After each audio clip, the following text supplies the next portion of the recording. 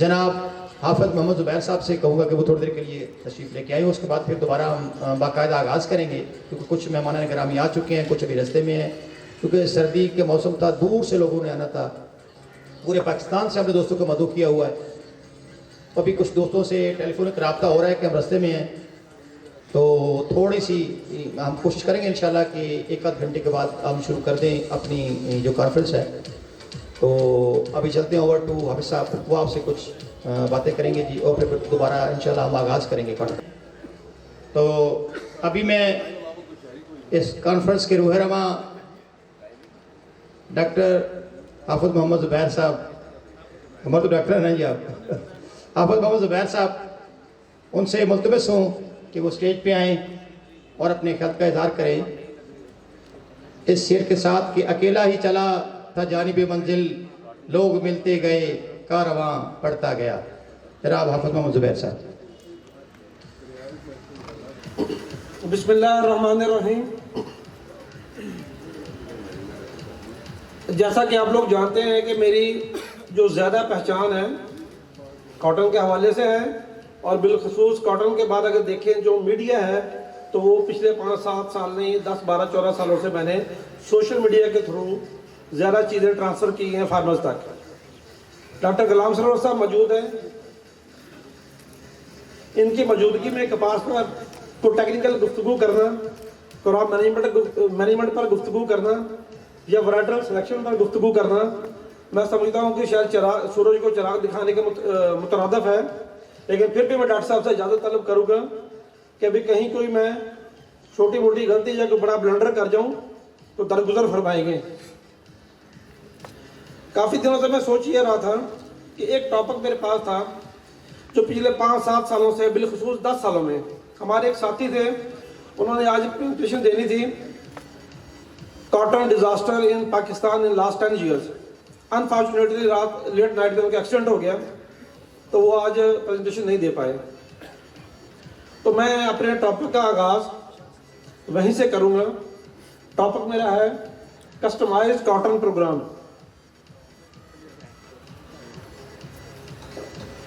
पिछले 10 सालों में कॉटन का जो डिज़ास्टर हुआ है, जो कॉटन का फेलियर हुआ है, कॉटन की क्रॉप जो कोलैप्स की है, बिलखसूस पंजाब में और सिंध तक सिलसिला ये जारी है।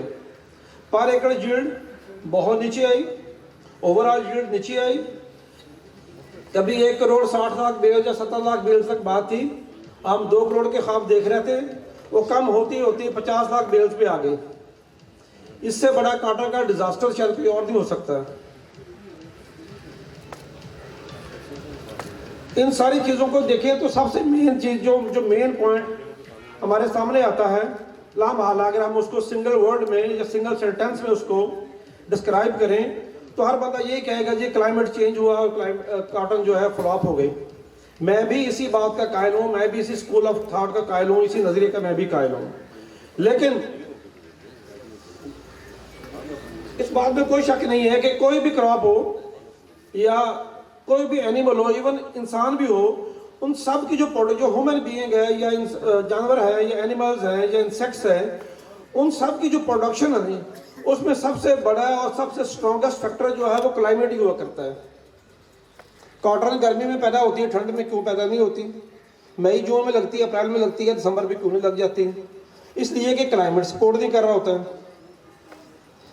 अब जो मेरा प्रोग्राम है कस्टमाइज्ड कॉटन प्रोग्राम या कॉटन कस्टमाइजेशन का, इसको शुरू करने से पहले मैं थोड़ा सा तारीफी प्रोग्राम चलाऊंगा कॉटन के हवाले से। बहुत मुश्किल टॉपिक नहीं है, बस थोड़ा सा आपको जो देंगे तो आपको समझ आ जाएगी। और इस सारे प्रोग्राम का मकसद जो मेन ऑब्जेक्टिव है वो यही है कि इस चेंजिंग क्लाइमेटिक कंडीशंस के अंदर भी हम शॉर्ट टाइम में या मीडियम टाइम में या इवन लॉन्ग टाइम में हम सक्सेसफुल कॉटन ग्रोइंग कर सकें, अच्छी पैदावार ले सकें, पर एकड़ यील्ड भी बढ़े और ओवरऑल पाकिस्तान की यील्ड भी बढ़े। तो मैं टॉपिक का आगाज करता हूँ कुछ इंट्रोडक्शन से। पाकिस्तान की इस वक्त बड़े बुरे माली हालात से गुजर रहा है। इस सारे सिनेरियो में अगर देखें पिछले 5-7-10 सालों में, तो पाकिस्तान की जितनी भी एक्सपोर्ट है उसका कमोबेश 60 से 65% हिस्सा जो है वो टेक्सटाइल प्रोडक्ट से आता है। अब टेक्सटाइल प्रोडक्ट्स जो हैं वो अल्लाह ताला ने हमें क्लाइमेट दिया, हमें अच्छी ज़मीनें दी, हमें पानी के रिसोर्सेज दिए, मेहनती तरीन और इंटेलिजेंट किसान दिए, खूबसूरत और अच्छी कपास, पोटेंशियल कपास पैदा की। 120 मन तक लोगों ने कपास भी ली और 3-4 मन 5 मन एकड़ की कपास भी ली। कितना बड़ा गैप है, कितना बड़ा गैप है। अब देखना तो ये है कि इतनी इंपॉर्टेंस के हामिल क्रॉप सिर्फ क्लाइमेट चेंज के हाथों या क्लाइमेट चेंज की वजह से इस कदर सवीर डिक्लाइन पे चली जाए, 1,60,00,000 बेल से 50 लाख बेल पे आ जाए, तो क्या सिर्फ क्लाइमेटिक चेंज का बहाना बनाकर कपास छोड़ दें, जो पाकिस्तान के 60 या 65% एक्सपोर्ट में इसका शेयर है, उसको इग्नोर कर दें, चावल लगाएं, गन्ना लगाएं या मेज लगाएं या बाकी क्रॉप्स में चले जाएं? भाई जब तक हमारे पास स्ट्रेटजीज हैं, हमारे पास ऐसा जर्म प्लाज्म है, अल्लाह की दी हुई इंटेलिजेंस है, उसको हम यूटिलाइज करके क्यों ना अपने अंदर तब्दीली पैदा करें। इसका टाइम ऑफ सोइंग है, क्रॉप मैनेजमेंट का लेवल है, जब बहुत से और फैक्टर इसको चेंज करें और इसको कामयाबी की तरफ लेकर जाएं। जो 60-65% का एक्सपोर्ट है, किसी भी तरीके से कोई भी आप दलाल दे लें, कोई भी आप लॉजिक पेश कर लें, ये इस कॉटन क्रॉप को क्लाइमेट चेंज की नजर नहीं होना चाहिए। अगर हम बहसीयत मजमूई कपास के पौधे की नेचर को देखें तो ये बात समझ आती है कि कपास का पौधा गर्म और खुश्क आबो हवा जो है वो पसंद करता है।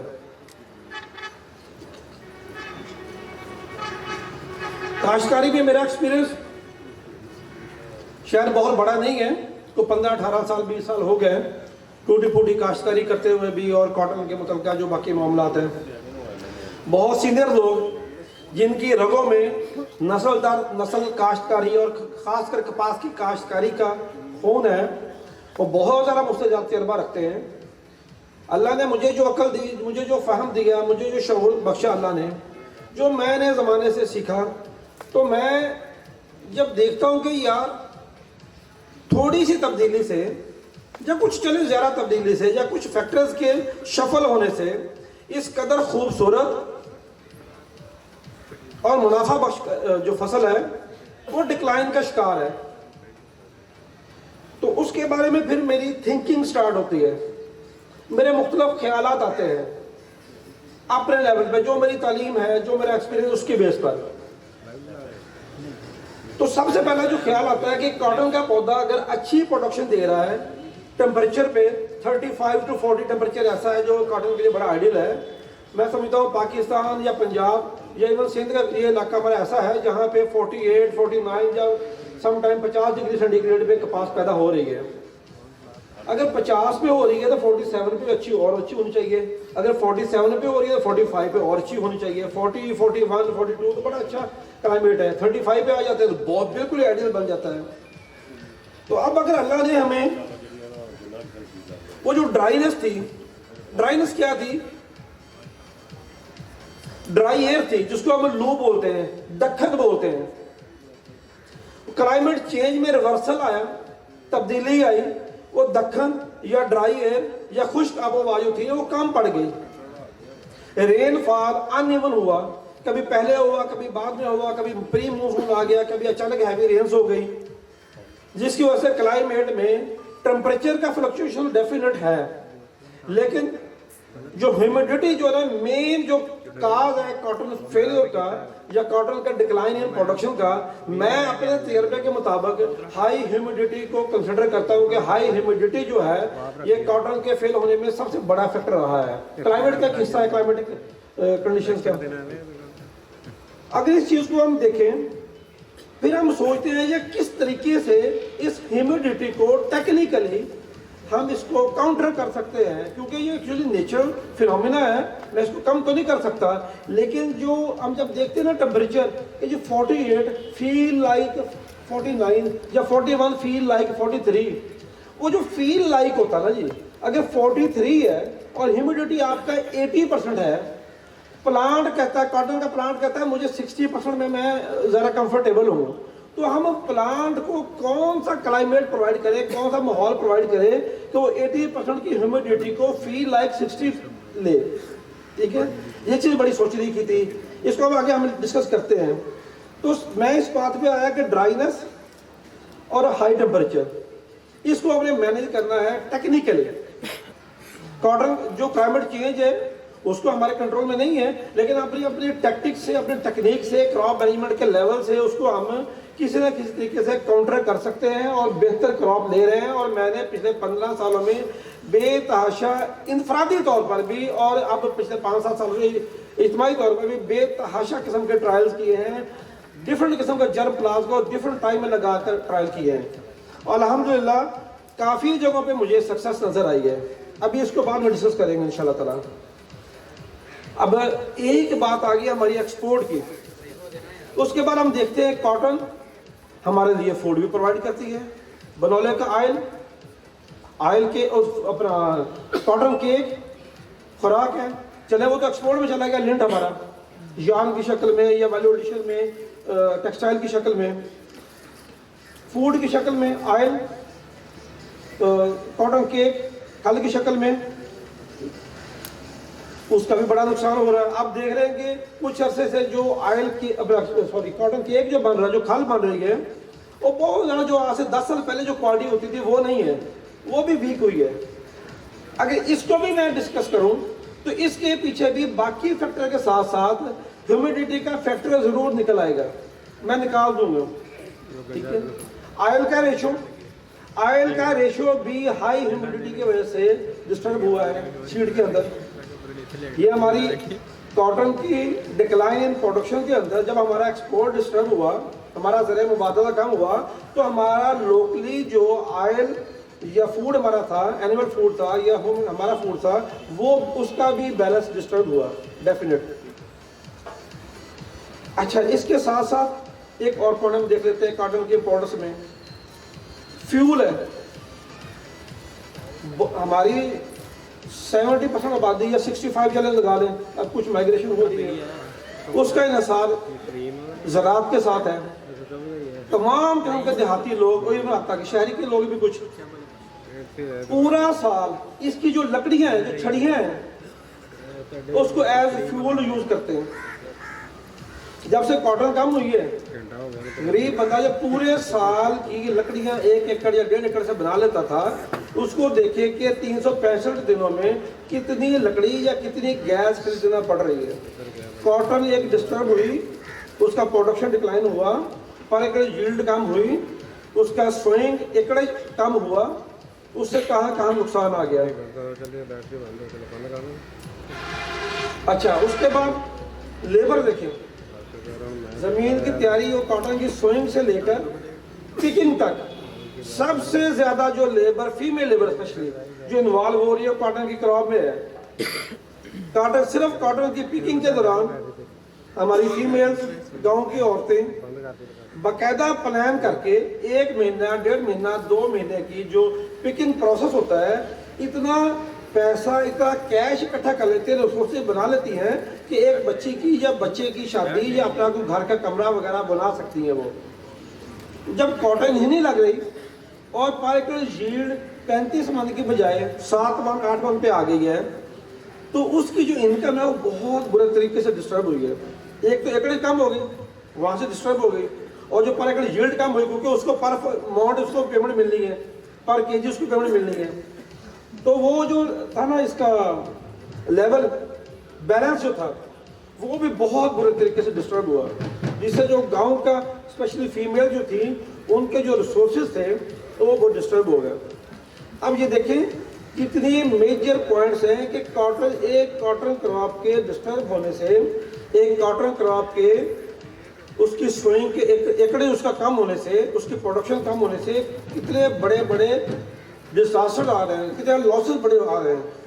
अच्छा, उसके बाद क्या होता है, मार्केटिंग में हम बात आ जाते हैं। कॉटन के सीड सेलिंग से लेकर कॉटन की क्रॉप सेलिंग और उसके बाद उसकी जो भी वैल्यू एडिशन है टेक्सटाइल तक, हर जगह पे कितनी इंडस्ट्री, कितने लोग, कितने मिडिल मैन वो उसके साथ इन्वॉल्व है। और हर जगह पे जो जो कम्युनिटी इन्वॉल्व है, सबसे पहले लेबर आ गई है, फार्मर जो काश्त कर रहा है वो आ गया, ठीक है, एग्रोकेमिकल इंडस्ट्री उसका इन्वॉल्व हो गई, फर्टिलाइजर इंडस्ट्री उसका इन्वॉल्व हो गई, फिर फीमेल लेबर आ गई, फिर फुट्टी आई, पिकिंग हुई, मार्केट में गई, ब्रोकर आरती इन्वॉल्व हुआ, वहाँ से गई जिंदर के बाद जिंदर की प्रॉफिटेबिलिटी, उसका बिजनेस अटैच हुआ, वहाँ से निकली यार्न बना, स्पिनिंग आ गई, स्पिनिंग से आगे फिर टेक्सटाइल आ गई। एक बिल्कुल लेमैन से जिसने चोपा लगाया, औरत ने सीड उठाकर बीज जमीन में डाला, वहां से लेकर अरबों की इंडस्ट्री जो टेक्सटाइल इंडस्ट्री थी वहां तक सारी चेन डिस्टर्ब होती चली गई, सबका बिजनेस डिस्टर्ब हो गया। जब मुझे होश आया या मैं कॉटन में इंटर हुआ या मेरा कॉटन में इंटरेस्ट बढ़ा, तो मैंने इस मुल्क को कॉटन में क्राइसिस में पाया। मैंने बातों में सुना कि कॉटन अच्छी होती थी। मैं थोड़ा सा आपको बता दूं, मेरी स्टडीज को बहुत ज़्यादा एग्रीकल्चर नहीं है, छोटी मोटी एफएससी, उसके बाद मेरी नॉन एग्रीकल्चरल स्टडीज है। मेरी फैमिली में 4 जनरेशन में, 4 पीढ़ियों में किसी मेरे फर्स्ट कजन ने, सेकंड कजन ने, किसी मेरे करीबी दूर के अजीज ने आज तक काश्तकारी नहीं की, आज भी नहीं कर रहा मेरे सवाल, ठीक है। जब मुझे दोस्तों से, फार्मर से और इस कम्युनिटी के, इससे कंसर्न एग्रीकल्चर से कंसर्न लोगों से नॉलेज शेयरिंग शुरू हुई, तो मैंने देखा यार इतनी बड़ी इंडस्ट्री जो कॉटन पे बेस कर रही है, हर बंदा डिस्टर्ब है। वो आज से 15 साल 20 साल पहले खुशहाली का दौरा था, कॉटन बड़ी होती थी, रोडों पर कॉटन आ जाती थी, मंडी से 2-2 किलोमीटर दूर तक हीप लगते थे, उसकी बोलियां होती थी, जिनिंग मिलने आबाद थी, टेक्सटाइल मिलने आबाद थी, स्पिनिंग मिलने आबाद थी, फार्मर खुशहाल था, लेबर खुशहाल थी, जमीन लैंड ओनर खुशहाल था, ठेकेदार काश्तकार खुशहाल था, सभी खुशहाल थे। तो लामाला जब मेरा रिजल्ट विलिंगली, इंसिडेंटली या एक्सीडेंटली इस एग्रीकल्चर से मुंसलिक हो गया, और ख़ास तौर पर बिलखुसूस कपास से मुंसलिक हो गया, तो जो मुझे अल्लाह ने रिसोर्सेज दिया था, जो मुझे अल्लाह ने इल्म दिया था, जो मुझे अल्लाह ने अक्ल फहम दिया था, जो मैंने आप लोगों से, कम्युनिटी से एक्सपीरियंस गेन किया, उसको इस्तेमाल करते हुए मेरा परेशान होना और मेरा सोचना तो बनता था। और ये कोई जो प्रोसेस, थिंकिंग प्रोसेस है और परेशान होने का अमल है, और जो मैं आज गुफ्तगू कर रहा हूँ, आप क्या समझते हैं कि मैंने 2 दिन तैयारी की होगी, 5 सीखे होंगे, जो बना लिए होंगे? इसके पीछे 15 से 20 साल की परेशानी शामिल है। और ये जो कॉटन कस्टमाइजेशन या कस्टमाइज कॉटन प्रोग्राम का एक आइडिया है, इसको मैं थोड़ा सा ना जी मॉडिफाई किया, इसको मैं किसी और के पेश करना चाहता था, लेकिन फिर मैंने एक बाकायदा मॉडिफाइड फॉर्म में पेश करने की कोशिश की, ठीक है। तो ये 20-21 साल की कोशिश के बाद आज मैं इस किस्म की गुफ्तगू, हो सकता है मेरी गुफ्तगू में कुछ नॉन टेक्निकलिटीज ज़्यादा हो, मैं डॉक्टर साहब से इंतहाई माजरत खा हूँ। डॉक्टर साहब के साथ मेरा रिलेशन बहुत अरसे से लंबा चला है, दर्द मैंने बहुत कुछ इनसे सीखा है। मैं उम्मीद करता हूँ कहीं गलत होगा तो मैं डॉक्टर साहब मुझे बताएगी भी सही। अभी मैं सिर्फ तमहीद पे हूँ, कॉटन की इम्पोर्टेंस पे हूँ। और जब इन सारी चीज़ों को हमने मार्केटिंग चेंज जो देखी वो भी हमने देख ली, जब ये कॉटन इतनी ही इम्पोर्टेंट है हर बंदे के लिए, जो डेली वेजर है उसके लिए भी, जो छोटी इंतहाई गरीब मजदूर, फीमेल मजदूर है उसके लिए भी, और अरबों और खरबों वाली टेक्सटाइल इंडस्ट्री के लिए भी। तो अरे भाई, इस कदर आसानी के साथ क्या कॉटन को छोड़ दिया जाए? कॉटन को फेल होने दिया जाए? अपनी तन आसानी के लिए, अपनी स्ट्रगल ना करने की आदत की सेटिस्फेक्शन के लिए दूसरी अल्टरनेटिव क्रॉप में चला जाए? क्या वो बहुत अच्छी क्रॉप्स है? क्या वो आपको उतनी खुशहाली दे रही है जितनी इस कॉटन की क्रॉप ने आज 15 साल 20 साल पहले आपको खुशहाली दी थी। खास तौर पे मैं बिहाड़ी में खड़ा हूँ, बिहाड़ी मुझे पता चला जी सिटी ऑफ कॉटन होता था। ये मेरे कॉटन में आने से पहले की बात है, सिटी ऑफ कॉटन था।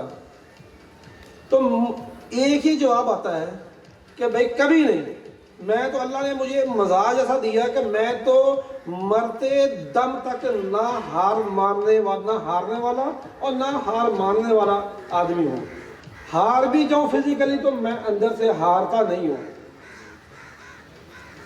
तो मुझे ये क्या जवाब मिला कि इसके लिए something should be planned, something should be organised.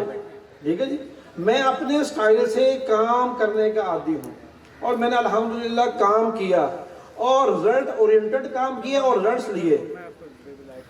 मेरी आगे जो गुफ्तगू होने जा रही है इंशाअल्लाह ताला लॉजिकल होगी और मैं जहाँ पे गुफ्तगू के एंड में जहाँ जो जो आपके ज़हन में पॉइंट्स आएंगे, जहाँ पे मैं गलत बोलूँगा या जो पॉइंट आप कहेंगे ये जस्टिफाइड नहीं है, तो ज़बरदस्त तरीके से हम उसको डिबेट में लेकर आएंगे।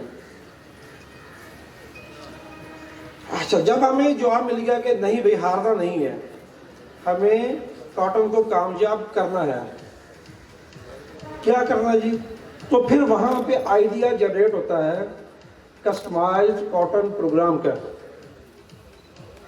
या कॉटन कस्टमाइजेशन का। ठीक है, होता क्या है पिछले 10 सालों में, होता क्या आया है पिछले 12-15 सालों में, मैंने क्या देखा है, फार्मर ने किस ट्रेंड को फॉलो किया है। जिस फार्मर की कॉटन क्रॉप फेल हुई है, किस कॉज से हुई है? सिर्फ यही कह देना कि सीड माफिया ने बीज गल दिया और क्रॉप फेल हो गई। मैं इससे गलतियां लोगों ने की है, ब्लंडर किए हैं, लोगों ने डॉज किए हैं, लोगों के साथ धोखे दिए हैं, लेकिन इन सारी बातों के बावजूद सीड की वजह से कोई बंदा कहता है भाई कॉटन फ्लॉप हुई है, तो उसका शेयर मैं बमुश्किल 5% रखूंगा, इससे ज्यादा मैं नहीं मानता। जिस बंदे को इस बात का इदराक हो गया, इस बात का पता चल गया कि कॉटन की फसल की या कॉटन के प्लांट की नेचर क्या है, किस क्लाइमेटिक कंडीशन में ये होता है, किन सॉइल टाइप, कौन सी सॉइल टाइप इसका रिक्वायर्ड है। क्रॉप मैनेजमेंट एक बहुत बड़ा टॉपिक है, मुझे बुलवाया, मैं 6 दिन चुप नहीं करूंगा।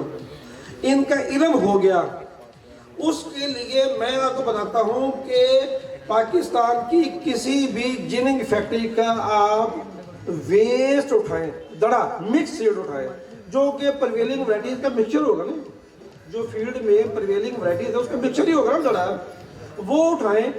उससे मैं ये नहीं कहता कि मैक्सिमम ऑप्टिमम प्रोडक्शन, हाँ अगर आपका पोटेंशियल है 40 मोड का, आप 32 रूल ले जाएंगे, आप 35 ले जाएंगे, आप 28 ले जाएंगे। आपका पोटेंशियल है 40 मन का, आपको कहा गया कि जी बीज गलत आया, माना गलत आया, धोखा दिया गया, आपकी पैदावार आई 8 मन। अरे भैया कपास उगी थी, क्यों 8 मन क्यों हुई? बीज खराब था, 40 से 38 आते, 35 आते, 32 आते, 30 आते, 25 आ जाते, 8 में क्यों चले गए? वजह क्या थी कि जब फेलियर आ रहा था अचानक नहीं गिरा, नजर नहीं हुआ, स्टेप बाय स्टेप चीजें, सिम्टम मौजूद थे, निशानियां मौजूद थी, हम सो रहे थे, हम तंग आसानी का के कायल हो चुके थे। राना सलीम साहब बात करके गए कि जी डेली फसल में जाके क्या करना है। मैं आपको बता रहा हूं, मुझे किसी तारीफ की या तालियों की जरूरत नहीं है। मैं सुबह 5 बजे से लेकर रात के 10-11 बजे तक कॉटन में बैठा रहूं, एक ही पौधे में बैठा रहूं, सूरज उधर निकले और गुरूब उधर हो और लाइटर में कपास देखो, एक ही पौधे को, तो मैं बोर आज तक नहीं हुआ, बोर आज तक नहीं हुआ। ओ भाई डेली फार्मर हमारा, मैं पाकिस्तान के जहाँ जो भी एरिया जहाँ कॉटन लगती है मैं जा चुका हूँ, विजिट कर चुका हूँ। ज़्यादातर क्लाइमेटिक कंडीशन कहाँ पे सॉइल की क्या इशूज है, क्लाइमेटिक किस टाइप का है, फार्मर के मेथड ऑफ सोइंग का प्रॉब्लम है, क्रॉप मैनेजमेंट का प्रॉब्लम है, काफ़ी हद तक मैं उसको सीख चुका हूँ, समझ चुका हूँ, लेकिन हमेशा नहीं कि मरते दम तक सीखता रहूँगा। तो सीड का जो इशू है वो है अपनी जगह पे बहुत बड़ा नहीं है। अच्छा, जब सीड के इशू को हम एक इशू है, मैं ट्रेंड्स फॉलो की बात की थी कि मुख्तलिफ रिसर्च इंस्टीट्यूट्स, मुख्तलिफ प्राइवेट कंपनी जो ब्रीडिंग में इन्वॉल्व हैं, जो वैरायटी अपनी इंस्पेक्शन नेशनल ट्रायल में डालती हैं, अप्रूवल के लिए अप्रूव होती हैं या समटाइम अप्रूव नहीं होती, प्रोसेस में होती हैं। फार्मर उन नई लाइन्स या अप्रूव्ड और नॉन अप्रूव्ड वैरायटीज़ की यहाँ पे बहस नहीं है, वो एक ख़ास स्पेसिफिक ट्रेंड को फॉलो करता है कि जो फलां इदारे की वैरायटी आई है, कुछ नहीं पता वो किस कैटेगरी की वैरायटी है, क्या अर्ली मैच्योरिंग है, मिड मैच्योरिंग है, लेट मैच्योरिंग है, टाल स्ट्रक्चर है, शॉर्ट है, छोटे कद वाली है, बड़े वाली है, क्या है, इसको कब लगना चाहिए, किस टाइप की सॉइल लगना चाहिए, किस टाइप के वाटर रिसोर्सेज या जो बाकी रिसोर्सेज में लगना चाहिए, कुछ नहीं पता। वो एक ट्रेंड डेवलप हो जाता है कि जी ये वैरायटी नहीं आई है, बल्ले बल्ले बल्ले क्या बात है। वो ट्रेंड डेवलप कौन करता है? वो मैं और आप ही करते हैं, पक्की बात है, वो मैं और आप ही करते हैं।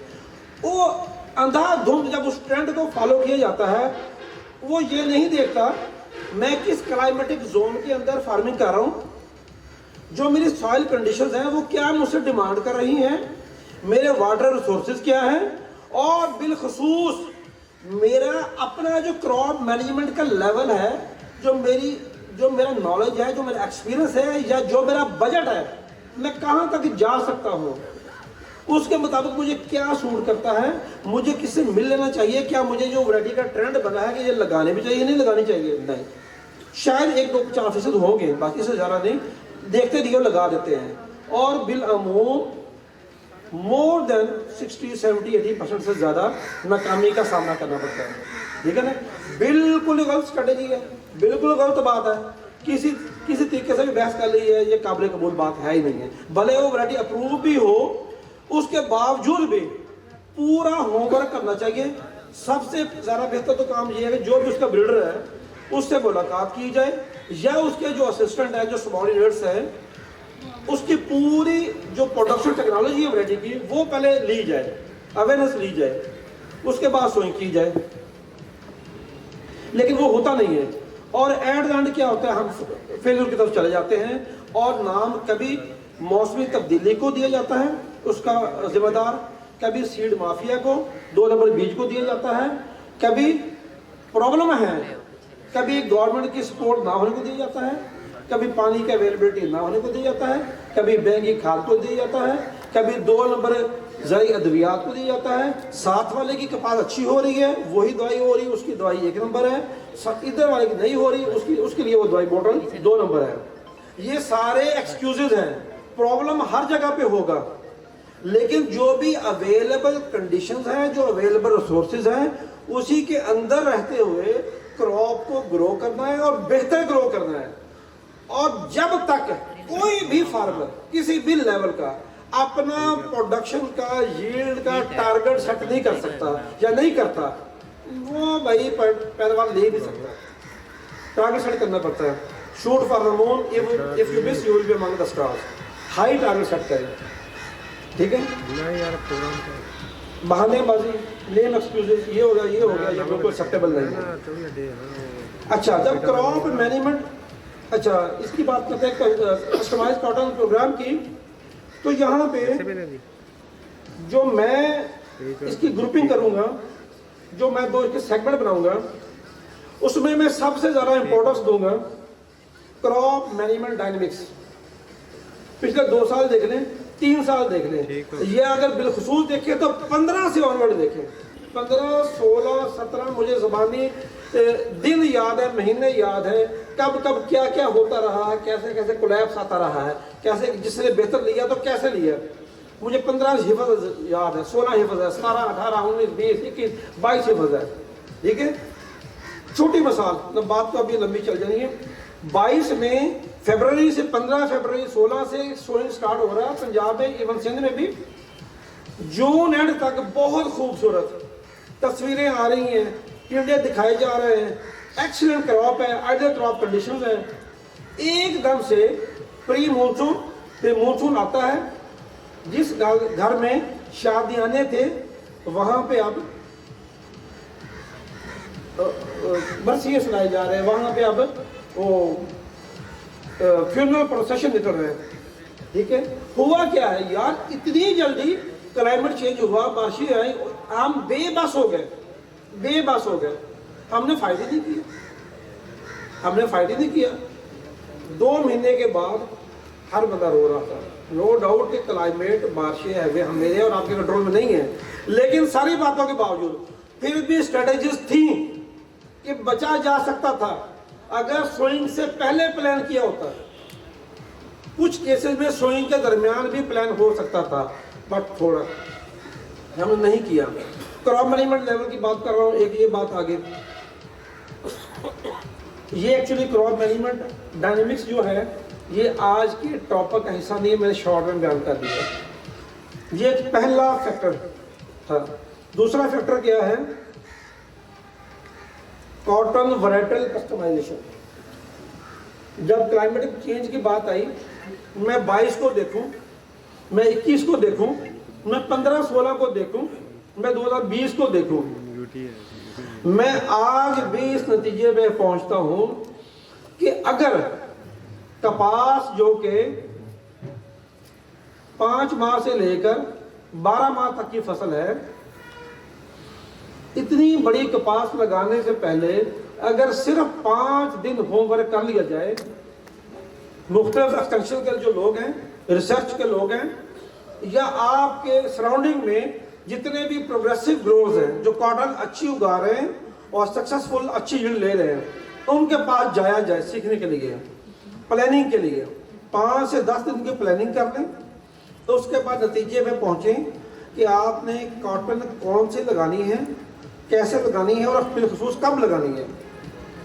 और उसके बाद आपके पास अगले 4 माह से लेकर 10 माह तक का प्लान हो कि अगर क्लाइमेट में चेंज आता है, रिवर्सल आता है, टर्न आता है, तो हमने कौन सी स्ट्रेटेजी अपना अडॉप्ट करनी है।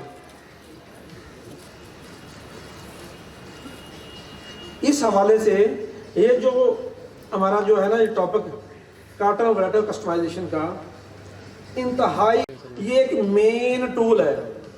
ये मैं इससे पहले भी इसको प्रैक्टिस कर रहा हूँ। मेरी सीड कंपनी है छोटी सी, जो भी मेरा हल्का हबाब है, जो भी मेरा सर्कल है बिजनेस का, उसके अंदर मैं कोशिश करता हूँ मेरे पास टूटे हुए साइकिल पे चढ़कर आने वाला 2 कनाल का काश्तकार, 5 एकड़ का काश्तकार, 2500 एकड़ का काश्तकार तक मेरे पास जो भी नॉलेज, जो भी वक्त से सीखा हुआ तजर्बा है, मैं उसको ट्रांसफर कर दूं, ताकि एक तो मैं अपने फर्ज से सुपरदोश हो जाऊं, और दूसरी बात जो है कि जो मेरे अंदर दर्द है कि यार कॉटन फ्लॉप हो रही है, उसकी तरफ हम उसकी कामयाबी की तरफ मैं कदम बढ़ा सकूं। वो ये प्रैक्टिस मैं पिछले किसी ना किसी लेवल पे, किसी ना किसी तरीके से पिछले 8, 10, 12 सालों से करता आ रहा हूँ। लेकिन अब इसको हम एक बाकायदा प्लानिंग की शक्ल में, प्लान्ड वे से, मेरे पास कोई, देखिए मैं सीड सेलर हूँ, मेरा बिजनेस है, मेरी रोजी मुंसलिक है कपास की काश्तकारी के अलावा, ठीक है। मेरा बिजनेस कि मेरे पास कोई बंदा भी आए तो मैं अपनी पूरी जोर लगाकर उसको बताऊं कि भाई आपने कॉटन कब लगानी है, आप किस एरिया से आए हैं। मैं फौरन उस क्लाइमेटिक जोन को समझ पाऊंगा कि वहाँ पे ये कंडीशन प्रिवेल करती हैं। आपके सॉइल टाइप्स क्या हैं जी, ये हैं। आपके रिसोर्सेज क्या हैं जी, मेरे पानी जी, मेरा नहरी है, नीचे वाला कड़वा है, मेरा नहर नहीं है जी, खाली ट्यूबवेल पे गुजारा है, ठीक है। उन चीज़ों को मैं समझ पाऊँ, उसका मैं देखूं फार्मर का या काश्तकार जो है उसका पोटेंशियल क्या है, उसका फिनेंशियल पोटेंशियल क्या है, उसको मैं देखूं, उसके अकॉर्डिंगली मैं डिसीजन लूँ। उसके बाद मैं उसका देखूं कि उसका अपना क्रॉप मैनेजेरियल जो पोटेंशियल है वो क्या है, वो भी बहुत इंपॉर्टेंट है। एक फार्मर एब्सेंटी है, वो कहता है भाई मैं नौकरी करता, मैं तो हफ्ते बाद जाता हूँ, मुझे पता है कि ये डेली उसकी लुक आफ्टर नहीं कर सकता, उसकी पेस्ट स्पॉटिंग नहीं कर सकता, उसको मॉनिटरिंग नहीं कर सकता, इसको इस टाइप की वैरायटी देनी है कि वो इजी टू ग्रो हो। तो ये सारी चीज़ें जब आती है ना जी, तो कॉटन, मैं समझता हूँ कि कॉटन वैरायटल कस्टमाइजेशन का जो कंसेप्ट है ये और मजबूती इख्तियार करता है। अच्छा, कॉटन क्लाइमेट वैरायटल कस्टमाइजेशन जो हम देखेंगे तो इसको फर्दर अब हम आगे 4-5 सब टॉपिक्स में, मैं मसरूफियत के वास्ते इसकी स्लाइड्स नहीं बना सका, प्लान मेरा यही था लड़के कुछ हमारे इंजर्ड हो गया, मैं बिजी हो गया उस वजह से, वरना मैंने इसको बाकायदा स्लाइड्स पे लेकर आना था। एनी हाउ नेक्स्ट सीटिंग कहीं पे लेकर आऊँगा इंशाल्लाह कल जल्दी। अच्छा, वैराइटल सिलेक्शन की जब हम बात करते हैं या कॉटन कस्टमाइजेशन की बात करते हैं तो सबसे पहले क्लाइमेटिक जोन आ गया, डिफरेंट क्लाइमेटिक जोन आ गए, क्लाइमेटिक कंडीशंस आ गई। अब हर बंदे के लिए मैं यहाँ पे एक ऐसी वैरायटी का नाम लेता हूँ जो कि अप्रूव है। मसलन हम बात करते हैं CKC3 की। अब हर बंदे की क्लाइमेटिक जोन अप्रूव वैरायटी है। हर क्लाइमेटिक जोन में, हर सॉइल टाइप में, हर तरह के रिसोर्सेज के अंदर, हर जगह पे CKC3 कामयाब नहीं होगी। उसकी भी कुछ रिक्वायरमेंट्स हैं भाई, जहाँ पे मैं समझता हूँ या फार्मर समझता है या उसका जो ब्रीडर है या जो एक्सपर्ट्स हैं वो समझते हैं कि इस जोन में इसको नहीं लगाना चाहिए, तो वहाँ नहीं लगाना चाहिए। अब फार्मर के पास अवेयरनेस नहीं है। तो जो वैराइटल सिलेक्शन है, मेरे पास 1 एकड़ या ½ एकड़ से लेकर हज़ारों एकड़ का जो फार्मर आएगा, भाई मैं तो पहले पूरा इंटरव्यू करूँगा, पूरी उससे इनपुट्स लूँगा, उसके बाद मैं कहूँगा जी भाई ये ABCD 4 ऑप्शन है, यहाँ लगाए। देखिए, कोई माने ना माने, कोई ले जाए ना ले जाए, मैं ट्रेंड ब्रेक करूँगा फार्मर का, जो पीछे से लेके आ रहा है मैं ब्रेक करूँगा उसको। ठीक है जी, ये हुआ हर क्लाइमेट, डिफरेंट क्लाइमेटिक जोन के हवाले से वैरायटी का इंतखाब बहुत ज़्यादा डिफरेंट होना चाहिए, बिल्कुल डिफरेंट होना चाहिए। ये आपको इसको फॉलो करना पड़ेगा अगर आपने एक क्वार्टर में कामयाबी की तरफ जाना है। लंबा हो गया, जिसको क्लोज करते हैं। दूसरा क्या है,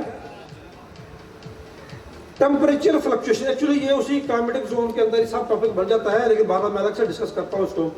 टेम्परेचर फ्लक्चुएशंस हम देखते हैं कि टेम्परेचर फ्लक्चुएशन बाद साहब मई के अंदर हमें गीज़र, ये मेरा ख्याल में 20 की बात है या 21 की बात है, मई की 10-15 को गीज़र चल रहा था गर्म पानी का, जबकि मई में लू जला देती है।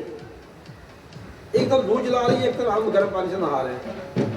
2-3 साल में कितना बड़ा चेंज है भाई। जब इतना बड़ा चेंज है तो वो क्यों नहीं इफेक्ट करेगा वैरायटी को। वेरी हाई टेम्परेचर पे या लो टेम्परेचर पे या फ्लक्चुएटिंग टेम्परेचर के अंदर किस टाइप की वैरायटी ज़्यादा बेहतर परफॉर्म करती हैं, ये नॉलेज भी इंशाल्लाह हम देंगे कि आपको क्या क्या चूज करना है। ठीक है,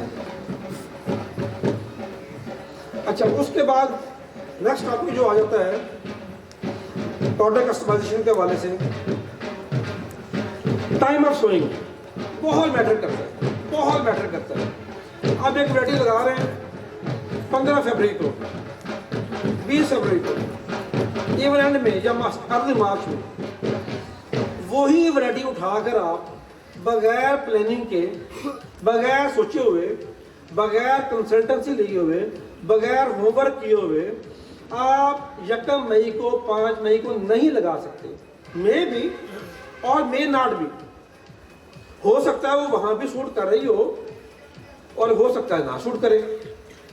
ठीक है, तो एक ट्रेंड सेट जो होता है वैरायटी का, तो उसका अवेयरनेस लें और देखें कि जिस टाइम पे मैं सोइंग करने जा रहा हूँ, मेरा मकसद क्या 15 फरवरी को करने का, मैंने क्रॉप को लॉन्ग लेके चलना है। क्या जो वैरायटी का इंतखाब कर रहा हूँ ये लंबा चलने की, लंबा चलने की सलाहियत रखती है, बहुत ज़्यादा अर्ली मैच्योरिंग तो नहीं है कि पता चले जी 130 दिन के बाद टर्मिनेट हो गए, दे के खाते वो चल ही नहीं रही, सब प्राउड ही नहीं कर रही। बंदा कहता है यार 2 महीने ज़ाया हो जाने, छोड़ो मुझे, चुगो दबाओ तो अगली शायद लेके आओ। ठीक है, तो वैरायटी का इंतखाब जो है टाइम ऑफ सोइंग के हवाले से बहुत ज़्यादा इम्पोर्टेंस का हवाला है। इस हवाले से हम पूरा काम कर रहे हैं। एक बाकायदा हमारे पास डॉक्टर साहब बैठे हुए हैं, डॉक्टर साहब कहेंगे ज़ुबैर दूसरी गेम शुरू कर देती है, पीछे ना बैकअप पे। अब मैं फिर कह रहा हूँ कि मेरी गुफ्तगू में अप्रूव और ना अप्रूव वाला बहस नहीं है फिल वक्त, फ्रैंकली मैं खुली गुफ्तगू कर रहा हूँ। पीछे आपके पास ना कम से कम एक फार्मर के लिए देने के लिए किसी भी एक ऑप्शन, तो आपके पास 3 ऑप्शन होने चाहिए। आप टाइम ऑफ सोइंग के हवाले से कोई डिसीजन लेना चाह रहे हैं, 1 ABC 3 ऑप्शन हों। आप डिफरेंट क्लाइमेटिक जोन के अंदर जाकर आपने कोई सिलेक्शन करनी है वैरायटी की, आपके पास ABC 3-4 ऑप्शन होने चाहिए। ठीक है, टेम्परेचर की बात है वो उसके अंदर आ जाती है। फिर आ जाता है सॉइल टाइप, चौथा पॉइंट, सॉइल टाइप। कुछ वैरायटीज हैं सैंडी सालें बहुत अच्छी होती हैं, मसलन यहाँ बात करते हैं FH 326 की, VH 327 की, MM 58 की, अप्रूव्ड है तीनों। उसके बाद कुछ थोड़ा दूसरे तरफ आ जाते हैं, अभी जैसे ट्रिपल जीन वैराइटीज ग्राफोसप रेजिस्टेंट है, BS 49 या K111 या VAR 111, ये इस टाइप की हैं जो मार्जिनल सॉइल के अंदर या सैंडी सॉइल के अंदर भी अच्छा परफॉर्म करते हैं। सैली सैंड में होगा क्या कि जो वाटर रिक्वायरमेंट से बढ़ जाएंगी आपकी ना, रिक्वायरमेंट बढ़ जाएंगे, आपको बहुत ज़्यादा पानी लगाने पड़ेंगे, आपके एक्सपेंसिव बहुत, अब पानी बहुत महंगा है, भले नहरी हो भले दूसरा महंगा है पानी, तो आपको केयरफुली डिसीजन लेना है कि जो मेरी सॉइल टाइप्स हैं उसके लिए कौन सी वैरायटी सूट करती है। वो जो सूट करती है ना जी, वो ही लगानी है। ट्रेंड जो चलता आ रहा है उसको फॉलो नहीं करना, उसको ब्रेक करना। तो हो सकता है जो ट्रेंड आप फॉलो कर रहे हो वो आपकी उस कंडीशन के लिए सूट भी कर जाए, लेकिन ज़रा किसी को सूट नहीं कर रहा होता है। ठीक है, आपकी ज़मीन पक्की है, बहुत हार्ड है, क्ले पोर्शन उसमें ज़्यादा है, ठीक है, या मेरा है, वहाँ पे आपको क्या सूट करता है।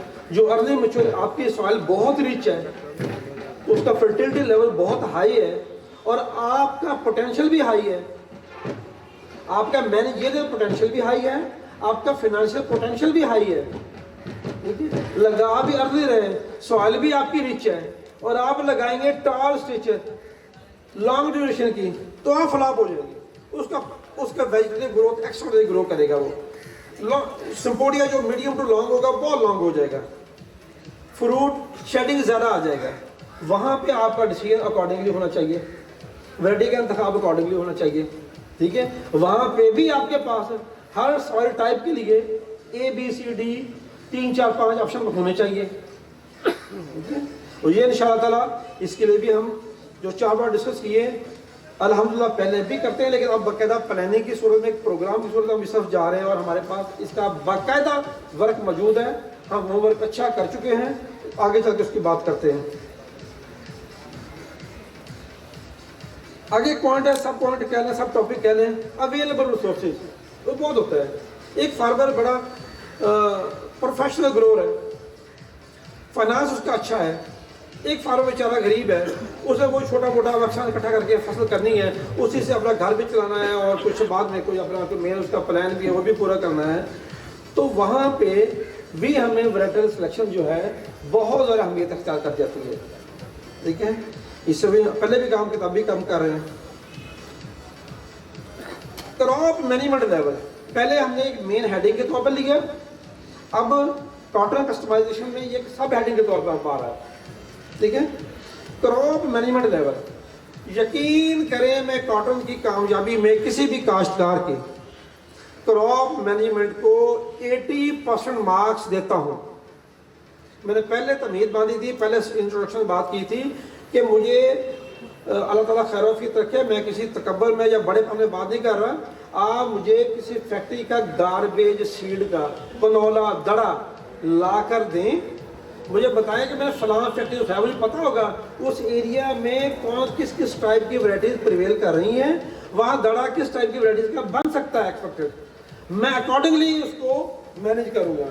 उस दड़े से भी अगर मैं नॉर्मल मेरा पोटेंशियल 40 मन का है ना एकड़ का, इंशाल्लाह ताला मैं 30+ जरूर ले जाऊंगा। किस वजह से? बेटर क्रॉप मैनेजमेंट की वजह से। ठीक है, तो अब क्रॉप मैनेजमेंट यकीन मैं पहले बताया कि इतना बड़ा टॉपिक है कि जमीन की तैयारी टाइम ऑफ सोइंग से लेकर पोस्ट हार्वेस्ट तक इतनी लंबी डिबेट है, इतनी लंबी डिबेट है कि मैं एक टॉपिक पे 6 घंटे गुजार दूँ। ठीक है, बात बढ़ जाएगी, डॉक्टर साहब बैठे हुए हैं, बोरियत ना हो जाए। तो क्रॉप मैनेजमेंट लेवल जो है बहुत मैटर करता है। जब फार्मर मेरे पास आता है, टेलीफोनिकली आए, फिजिकली आए, सोशल मीडिया के थ्रू आए या किसी थ्रू भी आए, तो मैंने 1-1.5-2 मिनट में प्रोस्पेक्टिंग कर लेता हूँ फार्मर की कि इसका लेवल, जजमेंट मेरा गलत भी हो सकता है लेकिन मोस्ट ऑफ द टाइम मैं 70-80% सही जजमेंट कर जाता हूँ। मैं इसका लेवल क्या है, इसकी सॉइल क्या है, इनपुट सोर्स से ले लेता हूँ, उसका इंटरव्यू कर लेता हूँ 1.5 मिनट में, 2 मिनट में। ठीक है, अल्हम्दुलिल्लाह उसकी जांचते हुए फिर मैं रिकमेंडेशन देता हूँ कि भाई आप लोगों ने ये करना है। इंशाल्लाह हमारी टीम बन रही है, लड़के हमारे पास 2 ग्रेन अच्छे आ गए। अभी हम इंशाल्लाह इसको बाकायदा एक वीकली बेसिस पे जूम के तहत इसको एक हम बाकायदा वीकली हम प्रोग्राम पे लेके जा रहे हैं, ठीक है। और वो एक बड़ा ही एफिशिएंट प्रोग्राम इंशाल्लाह ताला लॉन्च करेंगे। और जितना भी पाकिस्तान का, मैं ये चाहूँगा जो भी कॉटन ग्रोअर ऑर्बिट के साथ अटैच हो, उसकी कॉटन बिलो एवरेज नहीं आनी चाहिए, ठीक है। ये मेरा टारगेट है। जिसकी बिलो एवरेज आएगी वो मेरा फार्मर नहीं है, ठीक है। इंशाल्लाह ताला इस सारे प्लान में, सारे प्रोजेक्ट में, सारे प्रोग्राम में सिर्फ हमें कामयाबी ही चाहिए। कोई दूसरा ऑप्शन हमारे पास है, हमें रखा ही नहीं हमने। तो मैनेजमेंट की बात हो गई। इंशाल्लाह ताला इसको फिर आगे जैसे प्रैक्टिकली चलेंगे तो चीज़ें वन बाय वन बहुत ड्रिल के साथ शेयर होंगी फार्मर के साथ इंशाल्लाह ताला। इंडिविजुअल भी होंगी, छोटे से छोटे फार्मर के साथ होंगी, बड़े से बड़े ग्रोअर के साथ होंगी, इज्तिमाई गैदरिंग्स में होंगी, इनफरादी गैदरिंग में होंगी, बड़े प्रोग्राम में होंगी, सेमिनार में होंगी, कॉन्फ्रेंस में होंगी, फेस्टिवल हमारे होने जा रहे हैं इंशाल्लाह ताला। कॉटन का ग्रोथ एक ऑनरेबल वे के साथ आने वाले सालों में मैं इंशाल्लाह ताला, जो लोग मेरी ऑर्बिट के अटैच होंगे, जब तक मेरी ज़िंदगी अल्लाह ने मुझे सांस दी है और सलाहियतें दी हैं, मैं अपने कॉटन के ग्रोथ को सिर्फ कामयाब देखना चाहता हूँ। इंशाल्लाह हम कामयाबी ही लेंगे, नाकामी हमारे पास इंशाल्लाह हमने रखी नहीं है अपने प्रोग्राम में। अच्छा, उसके बाद आखिरी पॉइंट फिर हम क्लोज करते हैं। जब आपने वैरायटी इंतखाब करना है, वैरायटी का इंतखाब करना है, कस्टमाइजेशन पे जा रहा है, एक टॉपिक सबसे ज़्यादा इम्पोर्टेंट जो 2021 में और 20 में जिसकी इम्पोर्टेंस बहुत ज़्यादा महसूस की है, मैंने भी और आपने भी महसूस हमने की है, उसको बयान या इदराक उसका अपना वर्ड्स में शायद हम नहीं अच्छी तरीके कर पाए। वो है कि जब हम कॉटन लगा रहे हैं इतनी प्लानिंग के बाद, तो हमने उसके बाद ये भी प्लानिंग करनी है कि इसके बाद हमने अगली क्रॉप कौन सी लगानी है। फ़र्ज़ किया कि हम कहते हैं 15 फरवरी को लगानी है और अगली क्रॉप हमने लगानी है सर 15 अगस्त को। आप देखिए कि वैरायटल जो सिलेक्शन है वो कितना अहमियत का हमल हो गया। आप कहते हैं भाई मैंने पूरे साल की कॉटन लेनी है, 15 फरवरी को लगानी है और अगले साल 28 फरवरी को ख़त्म करूँगा। शाह साहब बैठे हुए हैं, कॉटन लगी फरवरी की, खड़ी है, 28 फरवरी को ख़त्म होगी, क्योंकि अभी भी 8-9 मन की करवा के आ रहे हैं और जारी है, एक और आएगी 28 फरवरी तक जाएगी। 13.5 साढ़े 12 महीने की फसल, वहाँ पे आपका सिलेक्शन और टाइप का होगा, ठीक है। तो ये कॉटन कस्टमाइजेशन में हम जब इस प्रोग्राम को बाकायदा प्रैक्टिकली लॉन्च करने जा रहे हैं, तो ये सारी चीज़ें हम अपने फार्मर को इंडिविजुअल से लेकर कलेक्टिवली इज्तिमाई तौर पर इंशाल्लाह ट्रांसफ़र करेंगे। सारा कुछ लेने के बाद इंशाल्लाह ताला तब जब सारी चीज़ें हम कंसिडर करेंगे तो नाकामी के चांसेस तो वैसे ही बहुत लो आ जाएंगे, मिनिमम हो जाएंगे इंशाल्लाह ताला। तो इंशाल्लाह ताला अगले चंद दिनों में प्रैक्टिकल हम इसका स्टार्ट ले रहे हैं फार्मर के साथ कस्टमाइजेशन ऑफ कॉटन का। अच्छा, अब जब बात होती है, डॉक्टर साहब बैठे हुए हैं, डॉक्टर साहब से मुझे 8-10 साल से तो उनके साथ एफिलिएशन है, शायद इससे ज़्यादा होगी। डॉक्टर साहब मेरे उस्ताद हैं, डॉक्टर सईद साहब कॉटन सर्विस बिहाड़ी में रहे हैं, और मेरे पहले उस्ताद 5-7 साल मैंने उनके साथ गुजारे। डॉक्टर अब्दुल रज़ाक सुमरू साहब ICI में, डॉक्टर सवर साहब डॉक्टर साहब के शागिर्द हैं, जूनियर हैं, डॉक्टर जहांजेब साहब। मैंने बहुत लर्न किया, बहुत सीखा है। अल्हम्दुलिल्लाह ने ये मजाज भी दिया है कि ज़िंदगी में कोशिश करता हूँ कि एक ही गलती सिर्फ एक ही बार करूँ, दोबारा रिपीट ना हो। और इसी नेचर के तहत अल्हम्दुलिल्लाह अल्लाह ने मुझे मौका दिया, मैं तेज़ी से लर्निंग करता करता यहाँ तक पहुँच गया। 2019, 20 और 21 में मैं बहुत वास्ट लेवल पे ब्रीडिंग कर रहा था। फिर मुझे जैसे सीनियर थे, उन्होंने कहा यार थोड़ा सा इसको शॉर्ट और स्मार्ट वर्क की तरफ लेकर जाएं।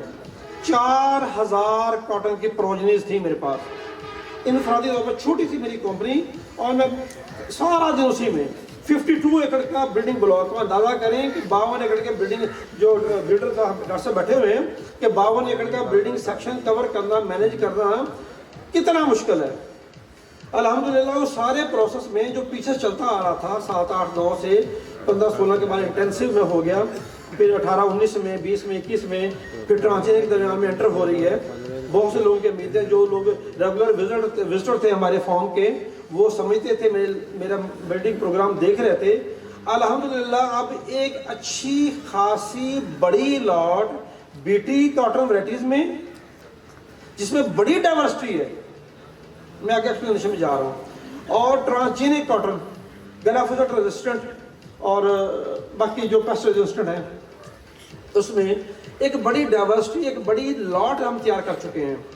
इंशाल्लाह इस साल आरबीट 3 से 4 वैराइटीज एनसीवीटी में पुट करेगी इंशाल्लाह ताला, अपना एनसीवीटी के अंदर इस साल ट्रांसजेनिक कॉटन के अंदर।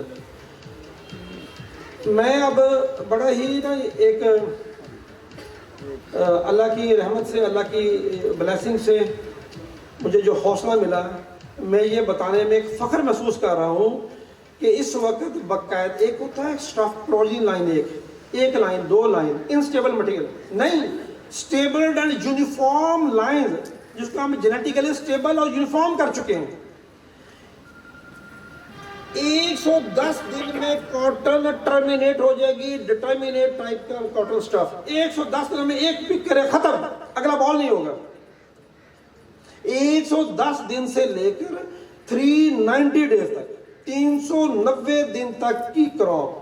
आप मुझे कमांड दें जी मेरी ये सारी कंडीशन है, ये मेरा क्लाइमेटिक जोन है, ये मेरा क्रॉप मैनेजमेंट का लेवल है, ये मेरे सोर्सेज है वाटर के, ये मेरा फाइनेंशियल सोर्सेज है, ये मैं अपना आपका पोटेंशियल मैं जज कर जाऊंगा, आपका मैनेजरियल पोटेंशियल मैं जज करूंगा कि जी मुझे ऐसी कॉटन दे इस वक्त लगे और इस वक्त ख़त्म हो जाए। उसका बॉल बड़ा हो, उसका पत्ता बड़ा हो, उसका बॉल छोटा हो, पत्ता छोटा हो, ये हो वो हो, इतना मटेरियल स्टफ अगर मैं आपको आपकी विश, आपके जो सॉइल टाइप्स हैं, आपका जो क्लाइमेटिक जोन है, आपकी जो रिक्वायरमेंट्स हैं, मैं आपको उसके मुताबिक इंशाल्लाह 1 A B C at least 3 option आपको देने की पोजीशन में होगा, ठीक है। और इसको हम बाकायदा अब इस साल से बाकायदा उसके वर्टल अप्रूवल प्रोग्राम में बाकायदा 2 साल के गैप के बाद इंशाल्लाह ताला इसको लॉन्च कर रहे हैं, ठीक है। अभी ट्रेंड क्या हुआ 2022 का, देखिए जो कॉटन का फेलियर आया था, वो उसके लिए मैं बात करूंगा, फिर इसको क्लोजिंग करते हैं कि अगर इस जो फोरकास्ट थी बारिशों की, हैवी रेन्स की, अगर हमने पहले इसको प्लान किया होता, अकॉर्डिंगली वैरायटी लगाई होती और शुरू से from first day, from soil preparation, जमीन की तैयारी से लेकर एंड तक हमने प्लान किया होता कि फलां डे को हमने कॉटन टर्मिनेट करके लास्ट बॉल पिक करना है, हमने आगे कॉटन नहीं चलानी, तो हम बारिशों की जो हैवी स्पेल था उससे पहले कॉटन फ्री करते, पिक करते, सारी एक बॉल भी ज़्यादा करते और उसके लकड़ियाँ छड़ियाँ भी काटते, रोटावेटर भी करते। उसके बाद हमारे पास जो भी सोर्सेज थे, राइस लगाना था या कॉर्न लगानी थी या शुगर केन था या कोई भी और अदर क्रॉप थी, हम लगा सकते थे, लेकिन सबके लिए नहीं।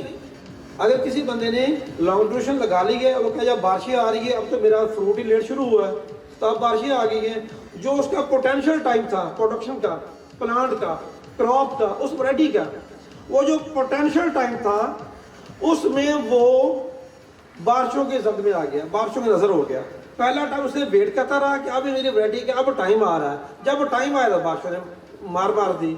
तो आप ये सारी प्लानिंग करनी है। तो इंशाल्लाह ताला इसमें फाइबर की, हम बाहर टेक्सटाइल के लोग हैं, डॉक्टर बैठे हुए हैं, इंशाल्लाह ताला फाइबर में भी मैं आपको बताऊं एक ऐसी चीज़ है, अरूज साहब बैठे होंगे, शाहपुरी साहब आए थे मेरे पास, एक ऐसा स्टफ था हमारे पास, मज़र के साथ नान अप्रूव था, मैं नाम चले नहीं बोलता, मुझे शाहपुरी साहब ने कहा जी इसकी साहब 2 लाटें सिर्फ स्पेसिफिक किसी वैरायटी की, मुझे तकलीफ है अंदर से कि वैरायटी अप्रूव ना हो सकी, पोटेंशियल में कमाल की, फाइबर में कमाल की, अप्रूव ना हो सकी, शायद मेरी कमी पाई होगी, कहीं पे मैं मिस कर गया होगा।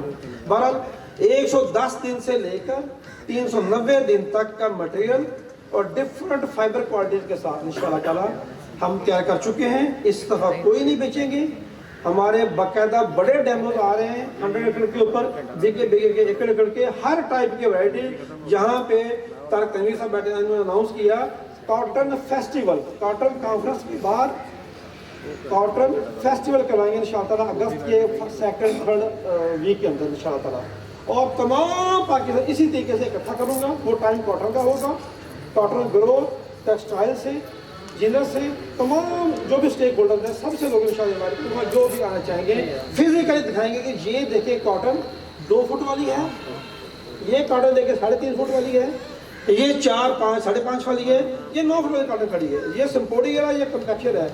बीटी वैराइटीज में एक हमारे पास एक मास्टर पीस तैयार हुआ है, अल्लाह ने दिया है।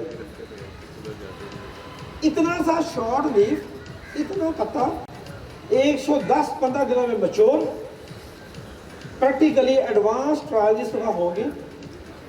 मेरी असेसमेंट ये है तो 110-120 दिनों में 30+ देने वाली चीज़ है इंशाल्लाह ताला। आपकी दुआओं का तालब हूँ, दुआ कीजिएगा इंशाल्लाह ताला। इस दफ़ा कॉटन फेस्टिवल के मौके पे एक खूबसूरत डेमो फील्ड कम अज़ कम जिसमें एडवांस ट्रांसजेनिक और बीटी में बिल्कुल एब्सोल्युटली न्यू हाइब्रिडाइज्ड प्रोग्राम होगा। 50 से ज़्यादा वैराइटीज़ होंगी जो कि हम तमाम की हर क्लाइमेट जोन की के लिए ऑप्शन मौजूद होगा, हर साइड टाइप के लिए ऑप्शन मौजूद होगा, हर फार्मर के पोटेंशियल के लिए ऑप्शन मौजूद होगा इंशाल्लाह ताला। ये हमारा कॉटन कस्टमाइजेशन का प्रोग्राम जो है अल्लाह ताला कामयाब करेगा और ज़रूर कामयाब करेगा। अब कॉटन की कुछ बातें मैं, नसीम शाह साहब हमारे प्रोड्यूसर, हमारे रजिस्टर्ड ग्रोअर हैं और बड़े अच्छे ग्रोअर हैं, और हमारा एक प्रोडक्शन के अंदर कॉटन प्रोडक्शन कह लें या सीड प्रोडक्शन कह लें, हमारा एक कोलैबोरेशन है, एक मर्जर है, और हम सारा दिन रात एक दूसरे से गपशप पे लगे रहते हैं। तो कुछ चीज़ें हम जॉइंटली सिर्फ 10 मिनट के अंदर, 12 मिनट के अंदर मैं शाह साहब के साथ इकट्ठा डिस्कस करेंगे, फिर आपसे इजाज़त लूँगा। शाह साहब प्लीज़ 2021 का एक्सपीरियंस और 22 का एक्सपीरियंस प्रैक्टिकल। मेरा नाम है जी सैयद नसीम शाह और डिस्ट्रिक्ट बहावलनगर से मेरा ताल्लुक़ है। मैं बात करूंगा 2021 की, क्योंकि मैं ज़्यादा तहमीद नहीं बांधूंगा, टाइम पहले काफ़ी ज़्यादा हो चुका है और हम इसको अब क्लोज की तरफ जाएं। तो मैं जल्दी बात कंप्लीट करूंगा। 2021 के जनवरी 20, मुझे एग्जैक्ट डेट याद है, मैंने हाफिज़ साहब को कहा कि सर मैंने कपास काश्त करनी है और कपास मैंने 31 जुलाई को टर्मिनेट कर देनी है और सक्सेसफुल अपनी चुनाइयों के साथ। ऐसे नहीं है कि कुछ भी ना लें और उसको टर्मिनेट करें। तो हाफिज़ साहब ने मुझे देखा, मेरी बातें सुनी और मुझे उन्होंने कहा कि यार ये है तो बहुत मुश्किल कि आप कर सकते हैं।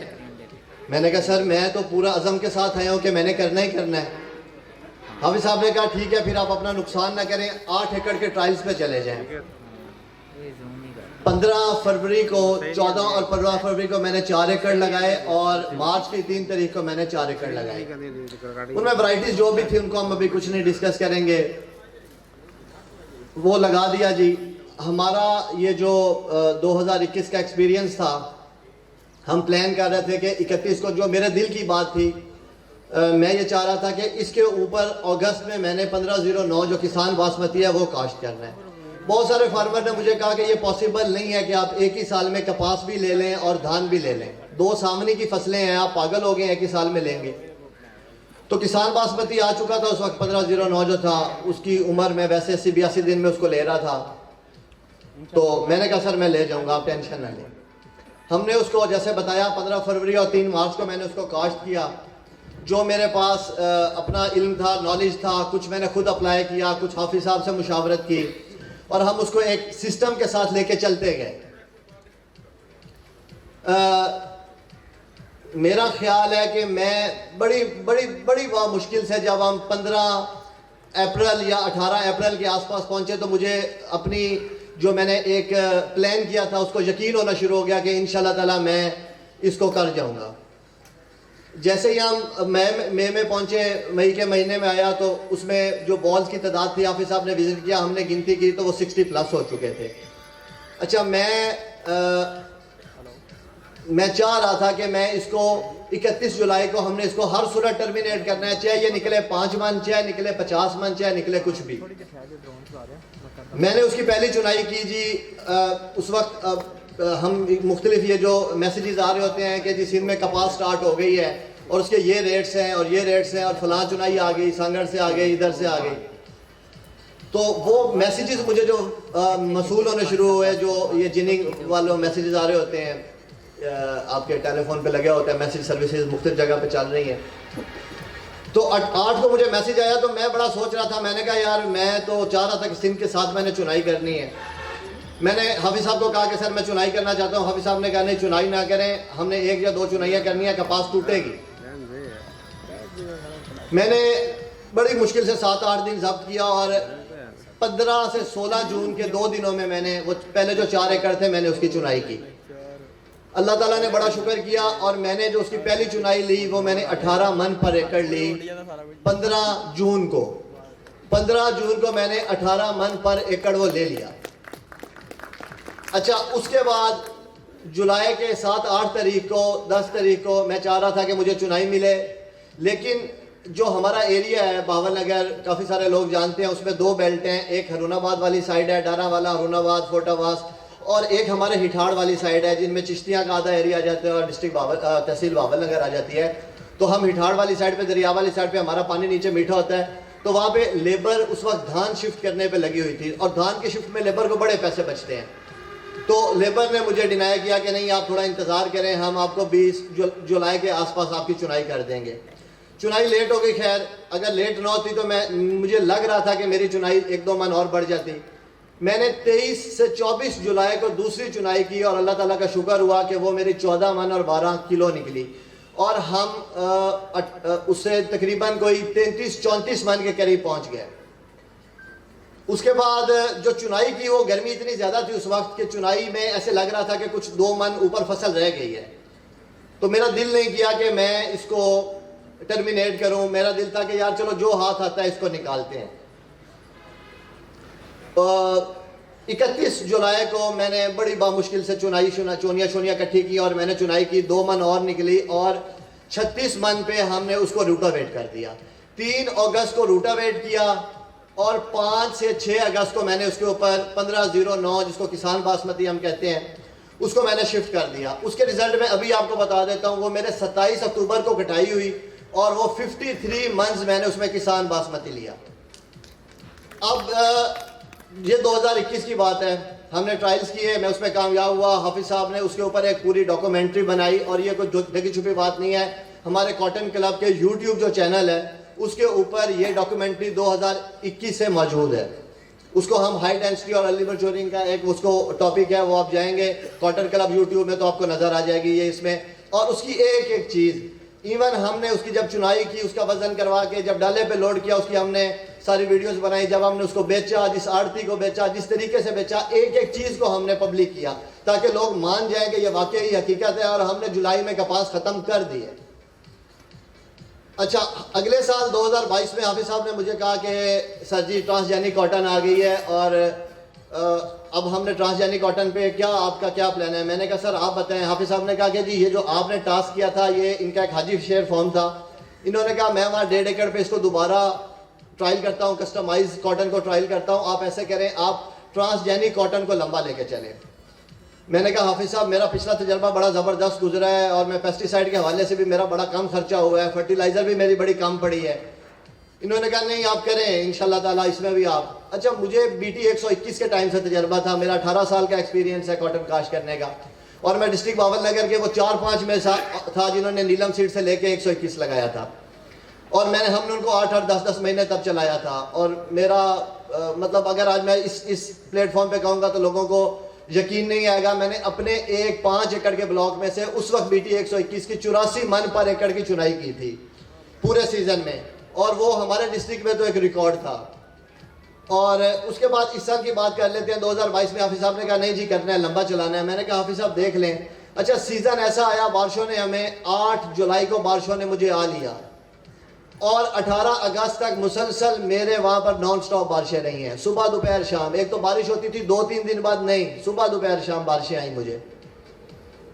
मैं एक वक्त में मैं फेड अप हो गया। मैंने कहा यार ये तो ना कोई इसका सीड बन पा रहा है, ना इसकी कोई क्वालिटी बन पा रही है और मैं बड़ा परेशान। बारिश अभी हमारे पास, हमने वो तस्वीरें यहाँ पर लगाई थी लेकिन वो यहाँ पे डिस्प्ले नहीं हो सकी क्योंकि आज सारा दिन बिहाड़ी में बिजली नहीं है, तो बहुत सारी चीज़ें ऐसी हैं जो हम मैनेज नहीं कर पा रहे। तो वो बारिश में हाफिज साहब बरसती हुई बारिश में मेरे पास आए। इन्होंने मुझे कहा कि शाह साहब आप मेरी बात सुने, अब दिल बर्दाश्ता ना हो, मैं आपके पोटेंशियल से वाकिफ़ हूँ, आप इसको फरवरी तक लेके जाएंगे। मैंने कहा हाफिज साहब मैंने ये इस साल जो लगाई है ये 3 फरवरी को लगाई थी हमने, वो 2022 में। तो मैंने कहा हाफिज साहब मुझे लग तो नहीं रहा, लेकिन चले आप कहते हैं तो मैं फिर कोशिश दोबारा स्टार्ट करता हूँ।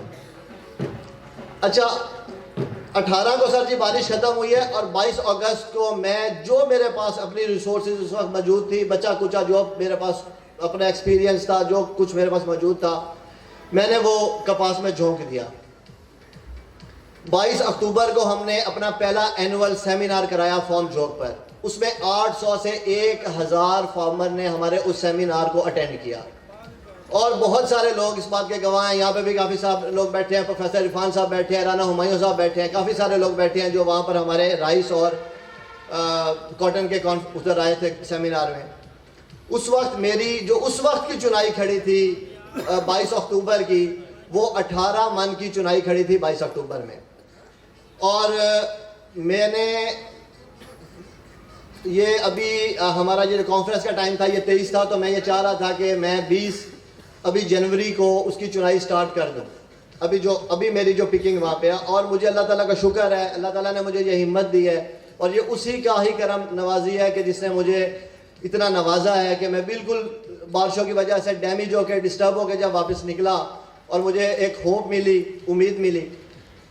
इस वक्त मेरी चुनाई जारी है और रात को जब हम ये तैयारियां कर रहे थे तो मैंने अपने मैनेजर मोहम्मद जहांगीर से पूछा है कि आपकी आज की चुनाई मुझे बता दें ताकि डाटा मैं सुबह शेयर कर सकूं। नॉन अप्रूव वैरायटी है, अगर कहें तो मैं उसका जिक्र कर देता हूं। हमारी कल जो चुनाई थी WG 22 की थी, तो उसके 2 एकड़ में से उसने कहा जी 16.5 मन निकली है। और मुझे बड़ा उम्मीद है कि फरवरी की 5 या फरवरी की 15, जैसे हाफिज साहब कह रहे हैं कि 13 महीने हम चलाएंगे, क्योंकि 3 फरवरी से लेके 15 फरवरी तक तो वैसे ही फरवरी टू फरवरी 12 से 13वां महीना शुरू हो गया। तो वहां पे भी 4-5 मन का टेंडा अभी तक मेरी फील्ड में मौजूद है। और पाकिस्तान में इस वक्त, पूरे पाकिस्तान में इस वक्त जो हम जिन लोगों से हमारे क्लोज रिलेशंस हैं, जिन लोगों ने कॉटन के हवाले से हमसे कॉटन क्लब जो फेसबुक पे है उसके साथ हम टच हैं, हम टेलीफोन नंबर्स में टच हैं, तो किसी बंदे ने मुझे अभी तक क्लेम नहीं किया कि सर जी हम चुनाई करवा रहे हैं या हमारे पास कपास मौजूद है। तो ये ऑर्बिट सीड के हवाले से या फार्म जोक वाले के इस हवाले से या अल्लाह ताला की करम नवाजी है कि इस वक्त भी, आज के दिन भी मेरी कपास की चुनाई हो रही है। और मैं एक्सपेक्ट कर रहा हूँ कि फरवरी की 15-20 को मैं आखिरी चुनाई करके इसका हुंजा भी करेंगे 1-1.5-2 मन का, क्योंकि इतनी बड़ी जब 8-10 फुट पे कपास चली जाती है तो लाजमी चुनाई जितनी भी अच्छी कर लें उसमें कुछ ना कुछ बच जाता है। और उसके बाद फिर हम नेक्स्ट प्लान करेंगे कि क्या करना है क्या नहीं करना। मैं अपना जो मेरा एक्सपीरियंस था 2021 का, वो भी मैंने आप सब लोगों के सामने गोश गुजार कर दिया। जो 2022 का था कि इस वक्त भी हम कॉटन लेके खड़े हुए हैं हमारी, और ये नहीं है कि हमने कुछ स्पेशल रोकी हुई है लोगों को बताने के लिए कि जी हम फरवरी में ही चुनाई करेंगे, जनवरी के एंड में कराएंगे, नहीं। उसमें अभी भी टेंडा मौजूद है जो फरवरी में खिलेगा। काफ़ी सारे लोगों ने वो 800 से 1000 आदमी ने वो कॉटन हमारी देखी थी। और अभी भी कोई विजिट करना चाहे तो उसके लिए ओपन फील्ड्स हैं। काफ़ी सारे हमारे फोटाबाज के यहाँ पे दोस्त आए बैठे हैं, बहावल नगर चिश्तिया के हमारे लोग आए बैठे हैं, वो इस बात को जानते भी हैं, फार्म जोकवाला के हवाले से भी वो वाकिफ़ हैं। मेरा जो एक्सपीरियंस है मैंने सब आप लोगों को शेयर कर दिया। यहाँ पे मैं अपनी बात का इख्तिताम करूँगा और सिर्फ एक छोटी सी बात करूँगा कि ये इंसान के अपने हाथ में है। अल्लाह ताला तो नो डाउट, कुदरत अल्लाह ताला की ज़ात से कौन डिनाई कर सकता है। हम सब मुसलमान हैं और ला इलाहा इल्लल्लाह मुहम्मदुर रसूलुल्लाह का कलमा पढ़ते हैं। अगर मेरी ज़बान से मैं कोई अपनी खुदी या गरूर महसूस हो रहा हो तो मैं 1000 बार आप लोगों से भी माज़रत खाऊँ और मैं अपने अल्लाह ताला से भी माज़रत खाऊँ कि मेरा गरूर तकब्बुर वाला कोई इसमें नहीं है कि मैंने कोई कमाल कर दिया और किसी से हो नहीं सका। मैं तो ये सब लोगों को मैसेज देना चाह रहा हूँ कि अगर मैं कर सकता हूँ तो आप सब लोग भी कर सकते हैं। अगर आप चाहें तो आप जुलाई की 31 को टर्मिनेट करके, आपके पास लॉट ऑफ ऑप्शन है। आप मक्की में जा सकते हैं, मौसमी मक्की का पूरा महीना अगस्त का आपके पास पड़ा है। आप इस वक्त 1692 का सीड जो है Jan 1 1692 भी अवेलेबल हो चुका है, पूसा का जो है। उसके अलावा किसान बासमती भी हमारी जो रजिस्टर्ड वैरायटी है, बहुत ज़बरदस्त वैरायटी है, उस पर भी आप जा सकते हैं, पुरानी वैरायटी पे। लॉट ऑफ ऑप्शंस आपके पास अगस्त में मौजूद हैं। अगर आप चाहते हैं कि नहीं मुझे तो लंबी कॉटन चलानी है तो आप लंबी भी चला सकते हैं।